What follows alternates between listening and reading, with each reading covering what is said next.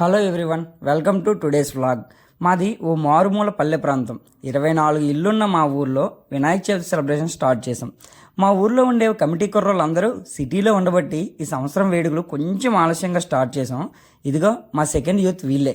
పాపం చాలా కష్టపడి ఇష్టంతో దేవుడి దగ్గర మంచి మార్కులు కొట్టేయాలని తెగ శ్రమిస్తున్నారు. అయ్యో, ఇక్కడ చూడండి, స్కూల్కి వెళ్ళే వాడిని కూడా వెళ్ళనివ్వకుండా నువ్వు వెళ్తే మాత్రం ఇక్కడ వర్క్స్ ఏం అవ్వవు అని వార్నింగ్స్ ఇస్తూ ఎమోషనల్ డ్యామేజ్ చేస్తున్నారు.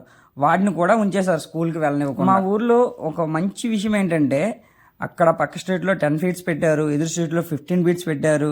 మనం వాళ్ళకంటే పెద్దది పెట్టాలి, కొంచెం గ్రాండ్గా సెలబ్రేట్ చేయాలి, మంచి డీజే కొట్టాలి, మంచి ఫుల్ లైట్ సెట్టింగ్స్ పెట్టాలి అనే గొడవలే ఉండవు. ఎందుకంటే మా ఊర్లో ఉండేది ఒకటే స్ట్రీట్ కాబట్టి మాకు ఈగోస్ ఉండవు. అందరం సరదాగా అలా ఆడుతూ పాడుతూ చిన్న పెద్ద అంతా కలిసి ఒకటే వినాయక మండపాన్ని ఒక కమిటీ ఉంటుంది. ఆ కమిటీలో చాలా పెద్ద పెద్ద వాళ్ళు చందాని వసూలు చేస్తారు.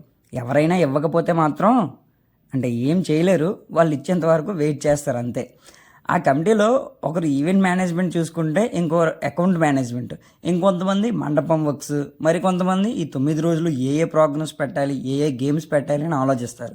మిగిలిన కొంతమంది ప్రసాదాలు ఎలా దాచి ఎలా తినాలి అని విగ్రహాన్ని కొందాం అని వెళ్లేలోపు మా వాళ్ళు ఈ అచ్చు విగ్రహాన్ని కొనేశారంట. అరే ఇది పొల్యూషన్ రా అని చెప్పినా వినకుండా నన్ను రిక్వెస్ట్ చేసి నా చేత కొబ్బరికాయ కుట్టించి మరి ఊరికి తీసుకెళ్లారు. ప్లీజ్ దయచేసి మట్టి విగ్రహాన్నే వాడండి. ఈ విగ్రహాన్ని మండపం దగ్గరికి తీసుకుని వెళ్ళి మిగిలిన వర్క్స్ అన్ని 12 లోపు కంప్లీట్ చేసేసాం. పొద్దున్నే లేచి ఇంకా పూజ కూడా స్టార్ట్ చేసి చిన్న ఊర్లో పంతులు గారిని పిలిపించి పూజ చేయించే బడ్జెట్ ఉండదు. సో మనమే పంతుల అవతారం ఎత్తి మనకు వచ్చేరాని భాషని అంటే బుక్ చూసి అనుకోండి చదివేస్తాం.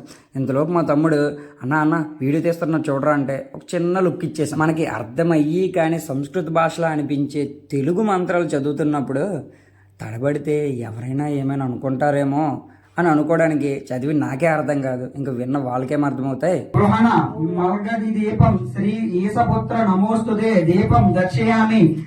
సో అలా పంచి కట్టుకొని మేనేజ్ చేసేసా. అక్కడ మంత్రాలు చదువుతున్నప్పుడు ఆ క్షణానికి నేనే పంతులు బాబు గారిని.